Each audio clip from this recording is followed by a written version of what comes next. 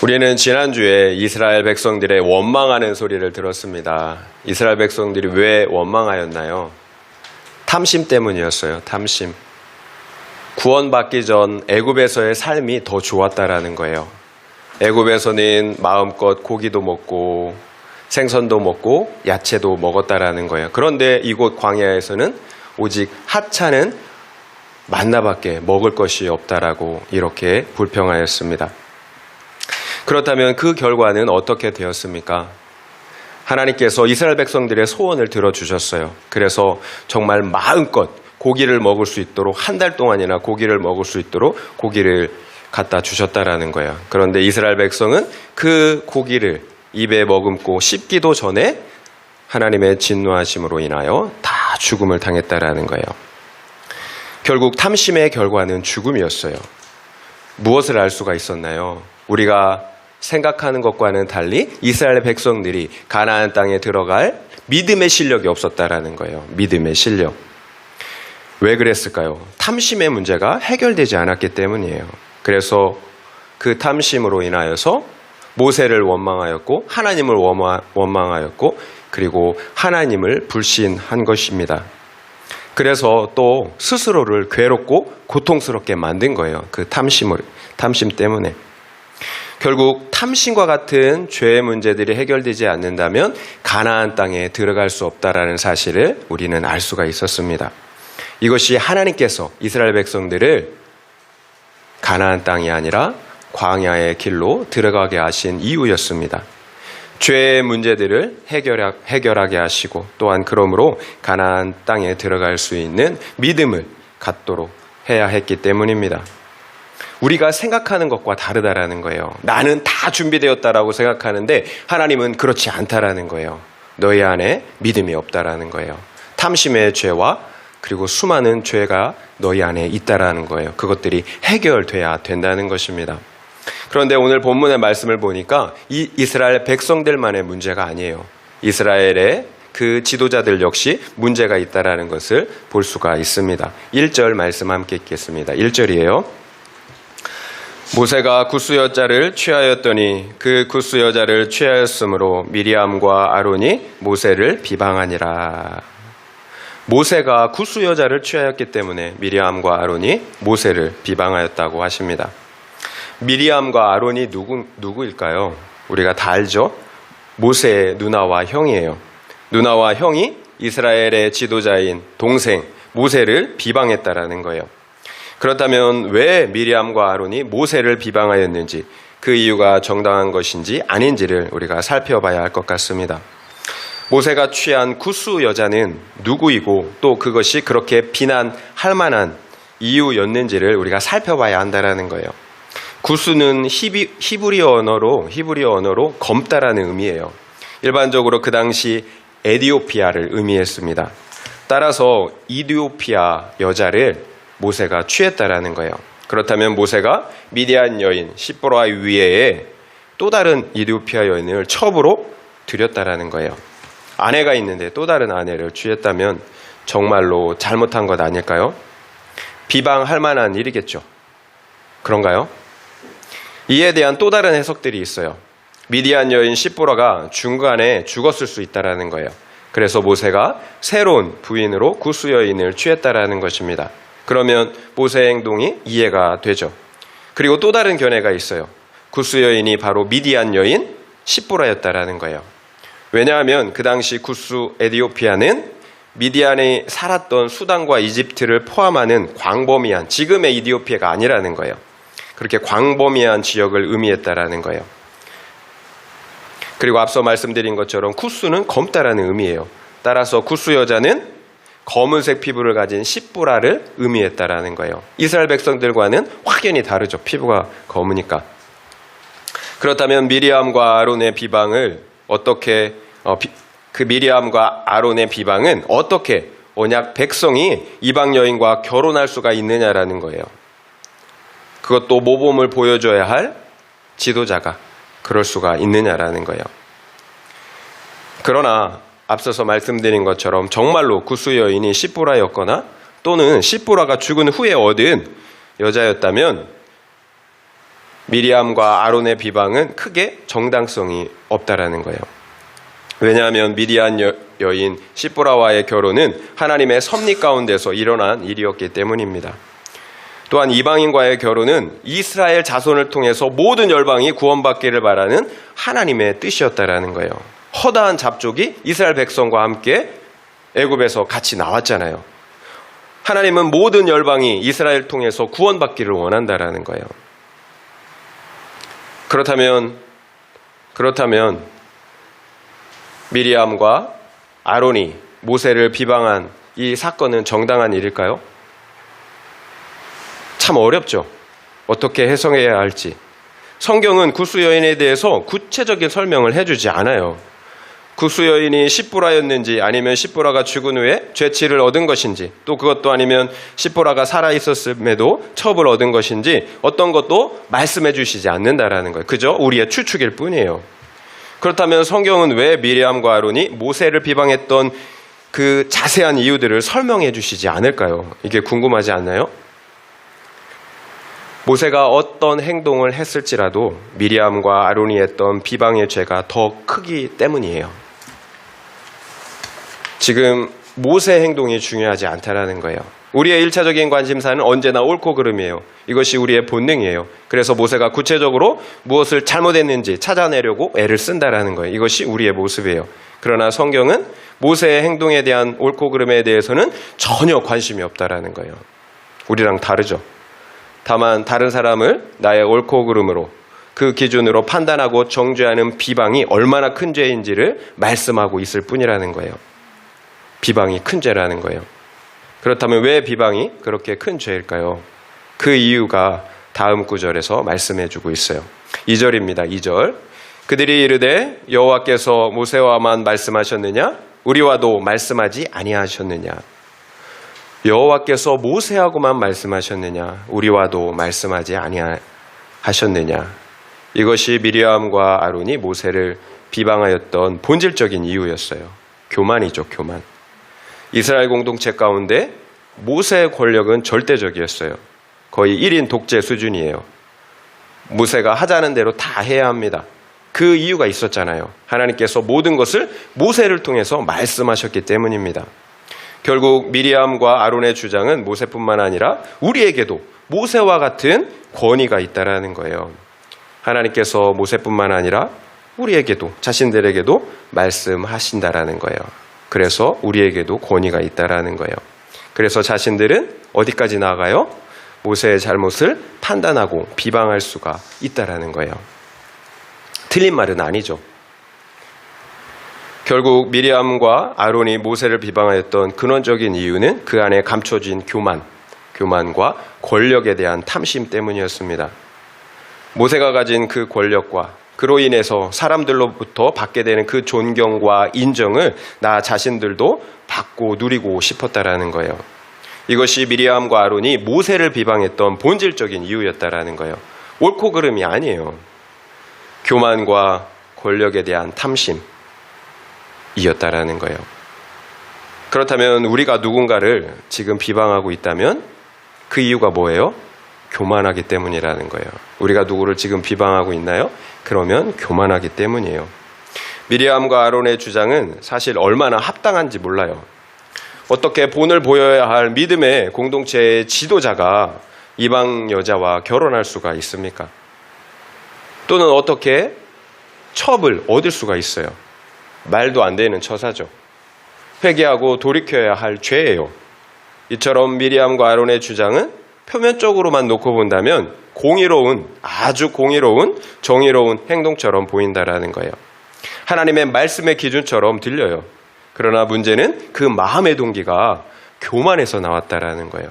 그 동기가 권력에 대한 탐심에서 나왔다라는 거예요. 분명 내 말과 내 주장이 표면적으로는 옳을 수가 있어요. 그러나 내 마음의 동기가 선하지 않다면 내가 주장하는 바 역시 옳지 않다라는 거예요. 내 주장을 드러내고 자랑하고자 하는 탐심과 교만, 나 중심성의 죄에서 나왔다면 옳지 않다라는 거예요. 그러자 여호와께서 이 말을 들으셨다고 하십니다. 하나님은 항상 들으세요. 앞서 이스라엘 자손이 원망하였을 때도 하나님께서 들으셨다라고 말씀하셨어요. 하나님은 항상 이처럼 어떤 말이든지 다 듣고 계세요. 원망과 비방의 말을 해도 듣고요. 감사의 말을 해도 들어요. 우리의 말이 그래서 얼마나 중요한지 몰라요. 하나님께서 다 듣고 계시기 때문이에요. 3절 읽겠습니다. 3절 읽겠습니다. 이 사람 모세는 온유함이 지면의 모든 사람보다 더하더라. 미리암과 아론이 모세를 비방하였습니다. 그런데 갑자기 모세의 온유함이 이 땅의 그 누구보다도 더하다라고 말씀하고 있어요. 뜬금이 없어요, 사실. 미리암과 아론이 모세의 잘못을 비방했어요. 그러면 자연스러운 사건의 전개는 모세의 반응이 나와야 하는 거예요. 모세가 화를 내면서 미리암과 아론을 반격해야 한다라는 거예요. 너희가 참으로 교만하다. 너희가 잘못 알고 있는 것이다. 내가 그럴 만한 이유가 있었다 등 이렇게 모세가 상대방을 비방하든지 아니면 자기 변호를 해야 한다라는 거예요. 이것이 인지상정이잖아요. 누군가 우리를 비방하면 자연스럽게 이런 반응이 나오잖아요. 그러나 성경은 이런 일반적인 예상과는 달리 모세의 반응을 전혀 언급하고 있지 않다라는 거예요. 그냥 모세가 그 누구보다도 온유했다라고 말씀하고 있을 뿐이에요. 그 이유가 무엇일까요? 말 그대로 모세가 온유하기 때문이에요. 그래서 내가 그 시시비비를 따지지 않고 하나님께 맡겨드린 것입니다. 이것이 온유함이에요. 온유함은 똑같이 옳고 그름으로 상대방을 비방하거나 대적하지 않는 것입니다. 모든 것을 대신에 하나님께 맡겨드리는 것입니다. 왜 모세가 억울하지 않았겠습니까? 지금 당장 옳고 그름으로 따지고 싶고 또 바로 잡고 싶었을 것입니다. 그러나 그러지 않았어요. 그것이 온유함이라는 거예요. 결국 온유함은 타고난 성품이 아니에요. 하나님을 절대적으로 신뢰하는 마음의 상태입니다. 그래서 상대방을 내 혈기로 대적하지 않는 것입니다. 하나님께 맡겨드리는 거예요. 온유는 히브리어로 아나하라고 하는데요. 어디에 매여 있다라는 의미라고 합니다. 야생의 매가 길들여진 상태를 말한다고 해요. 과거에 젊은 시절 40대의 모세를 한번 생각해 보세요. 이스라엘의 형제를 구원하기 위해서 애굽 사람을 돌로 쳐 죽였던 모세. 온유와는 거리가 멀잖아요. 오히려 옳고 그름과 혈기가 과거에는 왕성하였습니다. 그래서 자신의 힘과 의로움으로 형제들을 구원할 수 있다라고 생각했다라는 거예요. 그러나 그와 같은 자신의 옳고 그름으로는 형제들을 구원하기는커녕 자신조차 구원할 수가 없었습니다. 결국 혈기왕성했던 모세는 죽음을 피해 살기 위해서 도망자 신세가 되고 말았습니다. 그렇다면 그런 모세가 어떻게 지금 이 땅에서 가장 온유한 사람이 되었을까요? 야생의 매를 길들이듯이 하나님께서 40년의 미디안의 광야 생활을 통해서 모세를 길들였기 때문입니다.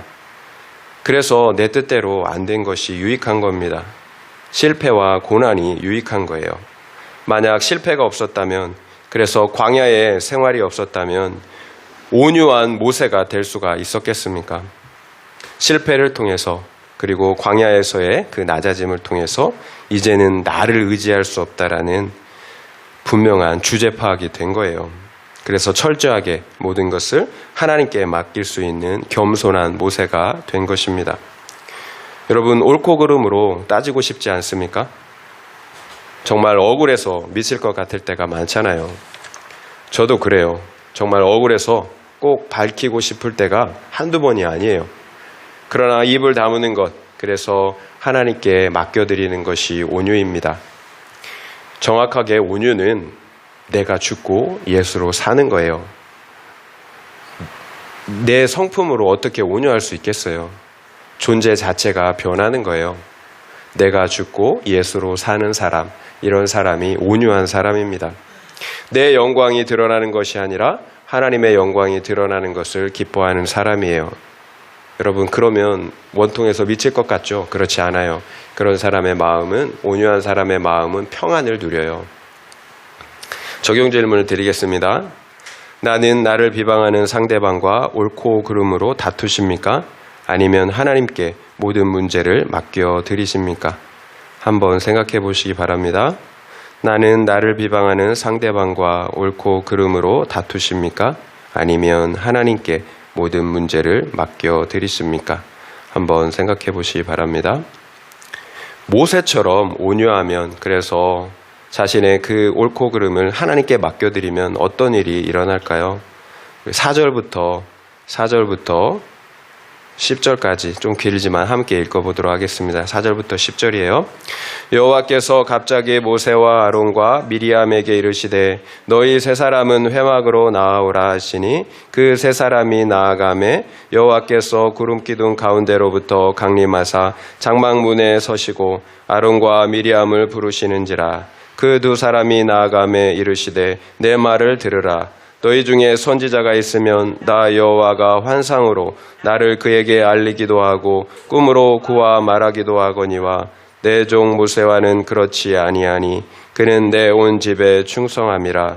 그와는 내가 대면하여 명백히 말하고 은밀한 말로 하지 아니하며 그는 또 여호와의 형상을 보거늘 너희가 어찌하여 내 종 모세 비방하기를 두려워하지 아니하느냐. 여호와께서 그들을 향하여 진노하시고 떠나심에 구름이 장막 위에서 떠나갔고 미리암은 나병에 걸려 눈과 같더라. 아론이 미리암을 본즉 나병에 걸렸는지라. 모세가 자신의 억울함을 하나님께 다 맡겨드리자 하나님께서 이렇게 일하십니다. 여호와께서 갑자기 모세와 아론과 미리암 이 세 사람을 회막으로 부르십니다. 그리고 미리암과 아론에게 말씀하십니다. 너희 중에 선지자가 있다면 나 여호와가 환상이나 꿈으로나 나를 알리고 말하지 않느냐. 그러나 내 종 모세는 그들 선지자와 같지 않다라는 거예요. 내가 모세와는 대면에서 명백하게 말하고 은밀하게 말하지 않는다라고 하십니다. 그리고 그 이유를 모세는 내 온 집에 충성하기 때문이라고 하신다라는 거예요.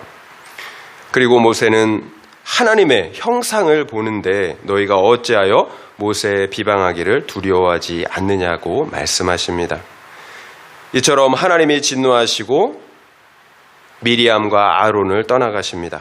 그러자 미리암이 곧바로 나병에 걸려요. 온몸이 눈과 같이 희게 되었습니다. 결국 하나님께서 잠잠하였던 모세의 손을 들어주셨습니다. 이것이 우리가 옳고 그름이 아니라 온유함으로 우리의 억울함을 하나님께 맡겨드려야 하는 이유예요. 하나님께서 반드시 우리의 억울함을 밝혀주시기 때문이에요. 여러분 너무 억울하시죠? 그런데 우리가 온유하면 하나님께 맡겨드리면 하나님께서 우리의 모든 억울함을 다 밝혀주십니다. 여러분 이 땅이 아니라면 하나님의 심판대 앞에서 하나님의 앞에서 그 보좌 앞에서라도 우리의 모든 억울함을 밝혀주신다라는 거예요. 믿음이 필요하겠죠. 만약 모세가 자신의 억울함을 직접 풀겠다고 옳고 그름으로 함께 다투었다면 어떤 일이 벌어졌을까요? 하나님께서 일하실 수 있는 모든 기회를 빼앗아 버리는 거예요. 하나님이 일하셔야 되는데 내가 앞서서 행하기 때문에 하나님은 일하실 수 있는 기회를 얻지 못하는 거예요. 그러면 서로 사랑하고 신뢰하며 협력해야 할 동역자 관계는 파탄이 나고 마는 거예요. 여러분 지도자들끼리 서로 미워하고 다투고 불신하는 관계가 되었다라고 한번 생각해 보세요. 이스라엘 백성들 역시 누구는 모세파, 또 누구는 미리암과 아론파, 누가 옳다, 그르다 이렇게 나누어서 다투고 싸웠을 것입니다. 이런 모습, 이런 상태로 어떻게 가나안 땅에 들어갈 수가 있겠어요? 결국 다 함께 죽는 거죠. 결국 나의 옳고 그름을 주장하는 것이 지금 당장은 내 육신이 시원할 수 있어요. 하지만 우리의 영혼은 죽는다라는 거예요. 나도 죽고 상대방도 죽고 공동체도 함께 죽는 것입니다. 그렇다면 누구만 죽은 건가요? 원수 사탄만 죽은 거죠. 죄악 가운데 서로 다투고 싸우다가 지옥에 들어가길 바라는 사탄만 이를 드러냈고 웃겠죠. 결국 옳고 그름으로 다투는 것은 사탄이 역사할 수 있는 빌미를 제공해 주는 거예요. 내 안에서 사탄이 역사하고요. 우리 공동체 안에서 사탄이 역사하게 된다라는 거예요. 여러분, 우리가 또 하나 생각해 볼 것이 있는데요. 이스라엘 백성들이 다투고 싸우는 모세와 두 지도자들을 봤을 때 어떻게 생각했을까요? 이제 더 이상 지도자를 지도자로 신뢰할 수가 없었을 것입니다. 말과 삶이 다른데 어떻게 지도자를 신뢰할 수가 있겠어요? 모세만 보고 지금 천국을 향해 가고 있는데 지도자를 신뢰할 수가 없다라는 거예요. 그러면 그 공동체는 거룩이라는 생명이라는 알맹이가 쏙 빠진 거예요. 껍데기만. 종교적인 형식 껍데기만 붙잡는 그런 죽은 공동체가 되는 거예요. 우리 아이들이 어디에서 신앙을 배우겠습니까? 우리 부모님에게서, 그리고 저와 같은 교회 공동체의 어른들에게서 배우는 것입니다. 신앙은 절대로 지식이 아니에요, 여러분. 지식으로 신앙을 가질 수 있는 것이 아닙니다. 신앙은 삶이에요, 삶. 삶으로 보여줘야 하는 거예요. 그래서 지식으로 전달한 신앙은 바리새인을 만들 뿐이에요. 우리의 삶으로 보여줘야 합니다. 거룩한 삶으로, 언행에 일치되는 삶으로 보여줘야 되는 거예요. 이것이 신앙을 전수하는 것입니다. 앞서 미리암과 아론이 모세를 비방하였다고 하였습니다. 그런데 미리암만 나병에 걸렸어요. 분명히 아론도 같이 비방하였는데 미리암만 나병에 걸렸습니다. 왜 그럴까요? 미리암이 주동자였던 거예요. 그리고 아론이 동조자였음을 알 수가 있습니다. 주동자의 죄가 더 큰 거예요. 그렇다면 한 가지를 생각해 보면 좋을 것 같아요. 한 가지. 미리암과 아론은 모세를 비방하면서 자신이 틀렸다라는 생각을 조금이라도 했을까요? 아닐 거예요. 미리암과 아론은 나병에 걸리기 전까지 자신들은 100% 옳고 모세는 100% 틀렸다라고 확신했을 것입니다. 자신들이 틀렸다고는 조금도 의심하지 않았을 거예요. 그러나 결과는 어떻게 나왔나요? 자신들이 틀렸어요. 그것도 자신들이 엄청나게 큰 죄를 지었다라는 것을 알게 되었다라는 거예요. 이것이 옳고 그름의 함정이에요. 자기 확신의 함정이에요. 내가 옳다고 생각하는 것이 틀릴 수가 있다라는 거예요. 아니에요. 그런데 100% 틀려요. 틀릴 수가 있는 것이 아니라 100% 틀릴 수밖에 없어요. 왜 그럴까요? 말씀의 기준이 아니라 내가 기준이기 때문이에요. 옳고 그름 자체가 내 기준이에요. 그래서 옳고 그름은 언제고 틀릴 수밖에 없는 것입니다. 내가 기준인데 내가 죄인이에요. 그러니까 틀릴 수밖에 없는 거예요. 하나님의 말씀의 기준은 절대 옳고 그름의 기준이 아니에요. 하나님의 말씀의 기준은 뭐예요? 용서이고 사랑이에요. 따라서 내가 옳고 그름으로 상대방을 판단하고 정죄하고 있다면 무조건 틀린 거예요. 무조건.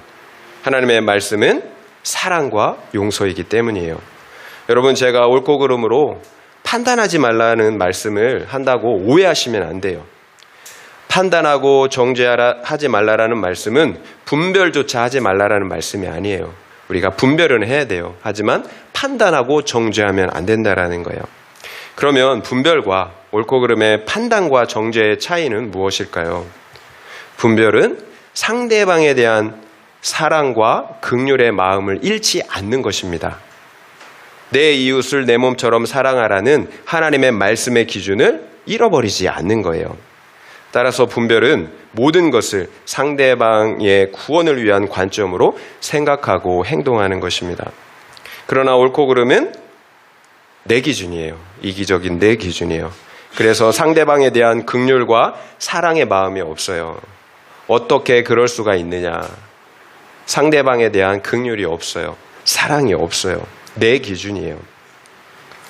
우리가 왜 사랑과 긍휼의 마음을 잃지 말아야 할까요? 또 상대방의 구원의 관점을 잃지 말아야 할까요? 나 역시 하나님으로부터 무조건적인 용서와 긍휼함을 받았기 때문이에요. 그러므로 우리가 제사함을 받았고요. 또 영원한 생명을 받았기 때문입니다.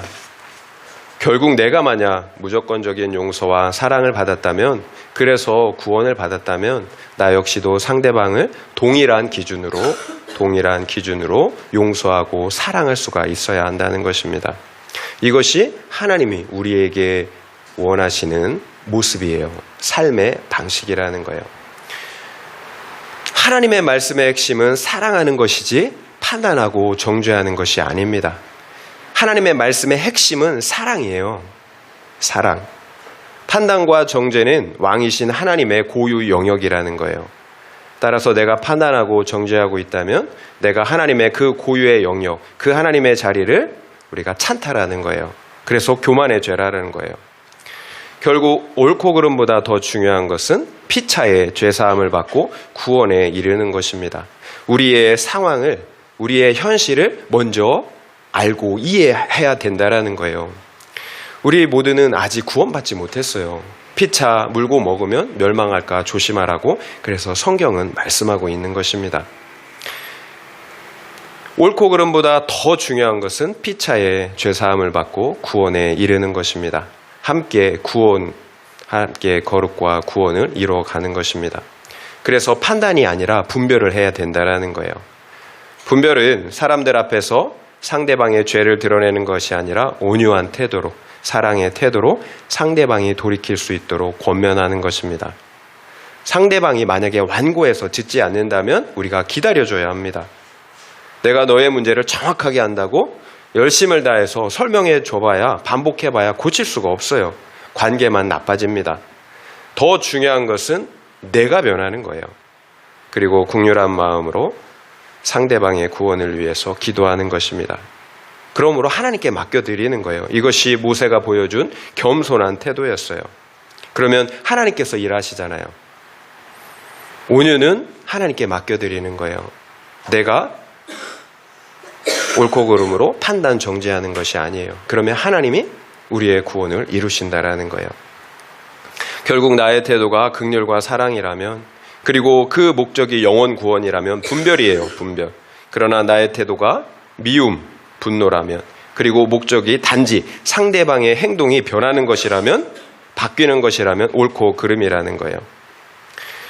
모세는 하나님께 특별한 지도자인가요?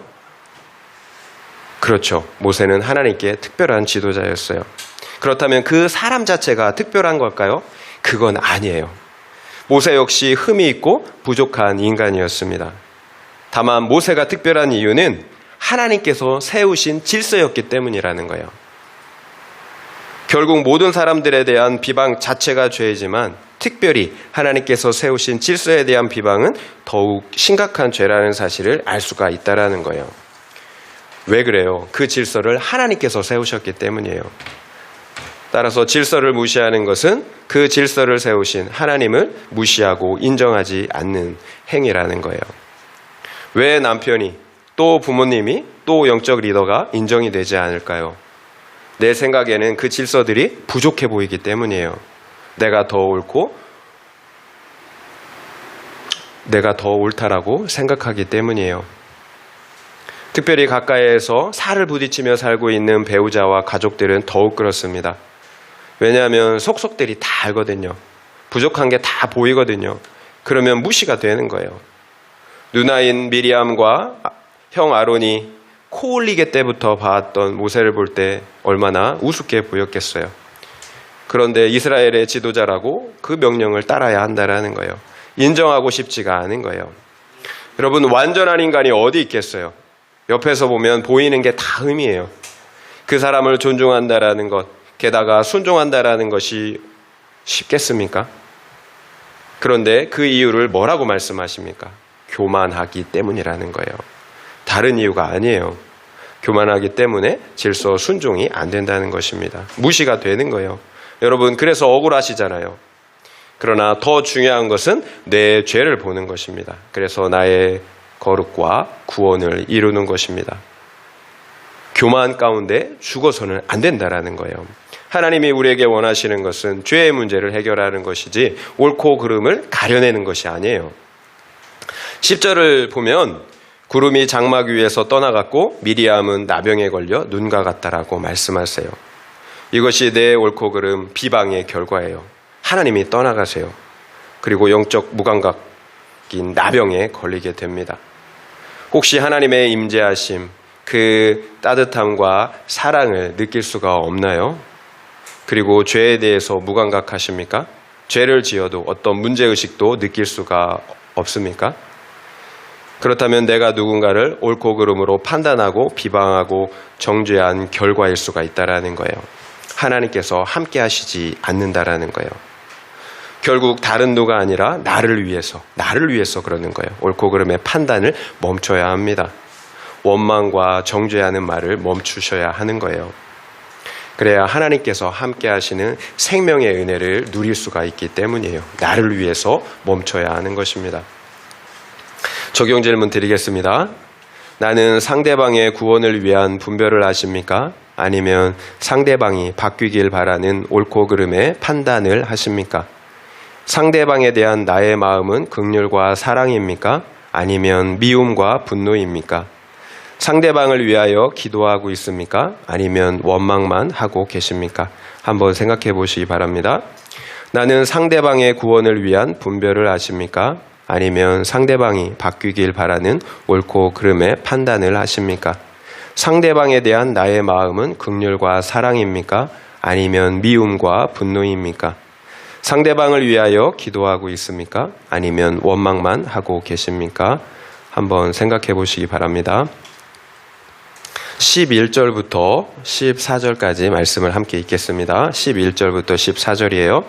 아론이 이에 모세에게 이르되 슬프도다 내 주여 우리가 어리석은 일을 하여 죄를 지었으나 청하건대 그 벌을 우리에게 돌리지 마소서.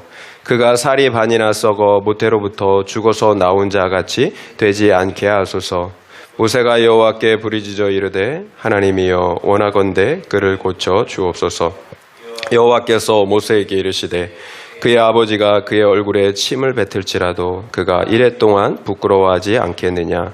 그런즉 그를 진영 밖에 이레 동안 가두고 그 후에 들어오게 할지니라 하시니. 아론이 나병에 걸린 미리암의 모습을 보고 회개하고 돌이킵니다. 그런데 아론이 하나님이 아니라 모세에게 용서를 구하고 있어요. 슬프도다 내 주여 우리가 어리석은 일을 하여 죄를 지었으나 청하건대 그 벌을 우리에게 돌리지 마소서. 그러자 곧바로 모세가 여호와께 부르짖었습니다. 하나님께서 그 부르짖음을 들으시고 그를 고쳐주십니다. 그러나 그 죄에 대한 형벌은 완전히 면제해 주시지는 않았다라는 거예요. 하나님께서 뭐라고 말씀하십니까? 그의 아버지가 그의 얼굴에 침을 뱉을지라도 그가 이레 동안 부끄러워하지 않겠느냐. 따라서 미리암은 7일 동안 진영 밖에 머물러야 했습니다. 하나님이 용서해 주세요. 그런데 그 벌을 완전히 면제해 주지는 않았다라는 거예요. 그 이유가 있어요. 그렇다면 왜 아론은 하나님이 아니라 모세에게 용서를 구하며 미리암의 치유를 위해서 간구했을까요? 미리암과 아론이 지은 죄는 1차적으로는 하나님께서 세우신 질서인 지도자 모세에게 대한 죄였기 때문이에요. 아론은 동생 모세에게 내 주라고 호칭해요. 내 주여. 동생에게. 완전히 낮아진 거죠. 낮아진 심령입니다. 회개하고 돌이켜 하나님께서 세우신 질서를 인정하고 있습니다. 진정한 회개는 이처럼 죄를 지은 상대방에게 내 죄를 고백하고 그러므로 그 상대방의 피해와 상처를 회복시켜 주는 것입니다. 이것이 앞서 우리가 살펴본 5대 제사법 중에서 속건제에 대한 내용이었어요. 나만 조용히 회개하고 넘어갈 문제가 아니라는 거예요. 공동체 안에서 또는 당사자에게 내 죄를 인정해야 합니다. 그래야 죄가 힘을 잃는다라는 거예요. 특별히 내 교만의 죄가 힘을 잃게 됩니다. 그렇지 않고 내 죄를 깨달았다고 혼자 회개하게 되면 어떻게 될까요? 똑같은 상황이 되면 똑같은 죄를 반복하게 된다라는 거예요. 그래서 회개가 있어야 합니다. 그것도 오픈하는 것이 유익하다라는 거예요. 아론이 자신의 잘못을 인정하자 모세가 여호와께 부르짖어 미리암의 치료를 위해 간구하였습니다. 만약에 여러분이 나를 욕하고 미워하고 비난하던 사람이 병에 걸렸어요. 그러면 여러분은 곧바로 그 사람의 치유와 회복을 위해서 기도할 수가 있겠습니까? 여러분 잘됐다. 그래 잘됐다. 내가 그럴 줄 알았다. 이렇게 고소해야 하지 않을까요? 이것이 모세가 이 땅에서 그 누구보다도 온유하다라고 말씀하셨던 이유예요. 상대방을 불쌍히 여기고 긍휼히 여기는 마음, 하나님의 마음을 가진 사람이에요. 그래서 미리암의 구원을 위해서 간절히 간구할 수가 있었던 것입니다. 이것이 가능한 이유가 무엇일까요? 내 자아가 십자가에서 예수와 함께 죽었기 때문입니다. 그리고 이제는 부활하신 예수로 새 생명으로 살기 때문이에요. 앞서 말씀드린 것과 같은 이유예요. 내 자아가 처리되었어요. 이제는 예수로 사는 거예요. 이런 사람은 내 자아가 공격받고 상처받는 것이 더 이상 문제가 되지 않아요. 옛 자아가 죽었기 때문이에요. 이제는 오로지 나의 거룩과 하나님의 영광 그리고 상대방의 구원만을 위해서 살게 되는 것입니다. 이것이 온유예요. 이제 비방자 그리고 그 비방의 주동자였던 미리암을 한번 생각해 보면 좋을 것 같습니다. 하나님께서 미리암을 버린 걸까요? 그래서 나병에 걸리게 하신 걸까요? 미리암에게 내린 형벌은 하나님의 사랑의 징계예요. 하나님의 자녀라는 증거입니다. 미리암은 이제 더 이상 나의 옳고 그름의 기준을 가지고 상대방을 판단하고 비방하는 죄를 짓지 않을 것입니다. 이것이 즉각적인 징계의 유익이라는 거예요. 여러분, 내가 지금 판단과 비방의 죄를 짓고 있는데도 아무런 징계가 없다면, 그래서 아주 편안하게 살고 있다면 여러분 좋은 게 아니에요. 유익한 것이 아닙니다. 오히려 성경은 사생자이고 버려진 인생이라고 말씀하고 있다라는 거예요. 제가 최근에 정말로 이 말씀을 많이 제가 묵상하고 인용을 하는데요. 잠언 11장 31절 말씀이에요. 보라, 의인이라도 이 세상에서 보응을 받겠거든 하물며 악인과 죄인이리요. 하나님의 택자, 의인이라도 이 세상에서 하나님의 정당한 보응, 죄의 값을 받는다라는 거예요. 그래서 고난을 당하는 것입니다. 그렇다면 악인과 죄인은 그 마지막 심판날에 어떻게 하겠느냐라는 거예요. 의인도 이렇게 고난을 받는데 악인과 죄인은 마지막 심판날에, 그 영원한 심판날에 어떻게 하겠느냐라는 거예요. 결국 지금 당장 고난을, 징계를 받는 것이 문제가 아니라는 거예요. 문제는 회개 없이 마지막 심판대 앞에서는 악인과 죄인들이에요. 지금은 좋아서 웃겠지만 영원한 수치와 지옥 형벌을 당해야 합니다. 결국 지금 내가 죄의 보응을 받고 있다면 택자라는 증거라는 거예요. 비록 슬프지만 기뻐해야 합니다. 육적으로는 슬프지만 영적으로는 기뻐해야 하는 거예요. 내가 택자라는 거예요. 이 땅에서 죄의 문제를 해결하고 하나님 앞에 설 수 있도록 하나님께서 나를 인도하여 주시는 거예요. 고난으로, 징계로. 그래서 미리암이 하나님의 택자라는 증거예요. 사랑을 받는다라는 증거예요. 그 문둥병이. 말씀을 마무리하겠습니다. 시내산에 머물던 이스라엘 자손은 하나님의 명령을 따라 가나안 땅을 향해 출발하였습니다. 그러나 이스라엘 자손들의 문제가 하나하나 드러나게 됩니다. 지난주에는 이스라엘 백성들이 모세와 하나님을 원망하고 불평하였습니다. 그런데 오늘을 보니까 이스라엘의 지도자들이 미리암과 아론이 모세를 비방하였습니다. 이렇게 문제가 있다라는 거예요. 이스라엘 백성 가운데. 그 이유가 무엇이었나요? 모세가 굿수 여자를 취했기 때문입니다. 그러나 그 이유가 중요하지 않았어요. 성경은 미리암과 아론이 모세를 비방한 죄에 대해서만 말씀하고 계신다라는 거예요. 성경은 그 무엇보다 옳고 그름으로 판단하고 정죄하는 죄를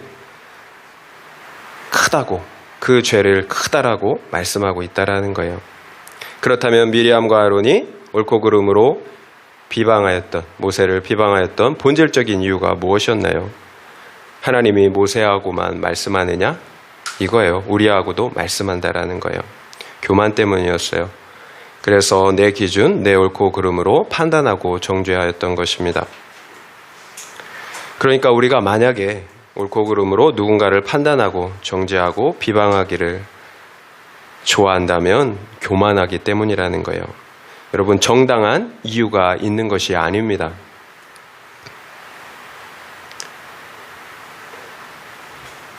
모세는 어떻게 하였나요? 두 지도자와 달리 모세는 그러나 아론과 미리암의 비방에 대해서 함께 옳고 그름으로 반응하지 않았어요. 그 대신에 모든 상황을 하나님께 맡겨드렸습니다. 그러자 하나님께서 그 즉시로 간섭하여 주셨어요. 미리암을 나병으로 징계하셨습니다. 그러므로 미리암과 아론의 그 질병인 교만의 죄를 치료해 주셨습니다. 여러분, 눈에 보이는 나병이 무서운 것이 아닙니다. 정작 무서운 것은 우리의 영혼을 죽음에 이르게 하는 교만의 죄, 내면의 죄라는 거예요.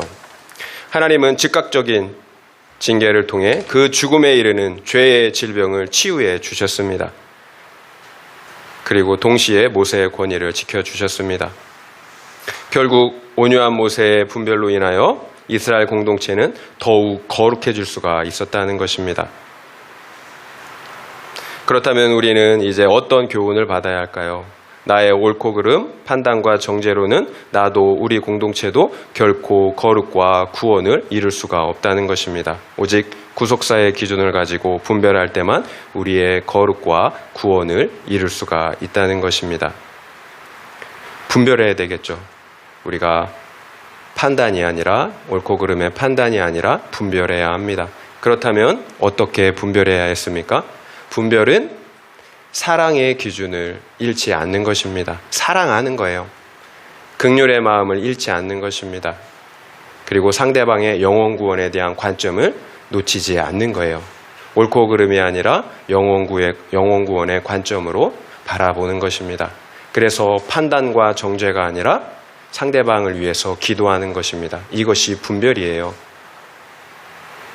우리 모두는 이런 분별하는 은혜가 있기를, 분별하는 삶을 사는 은혜가 있기를 예수님의 이름으로 축원드립니다.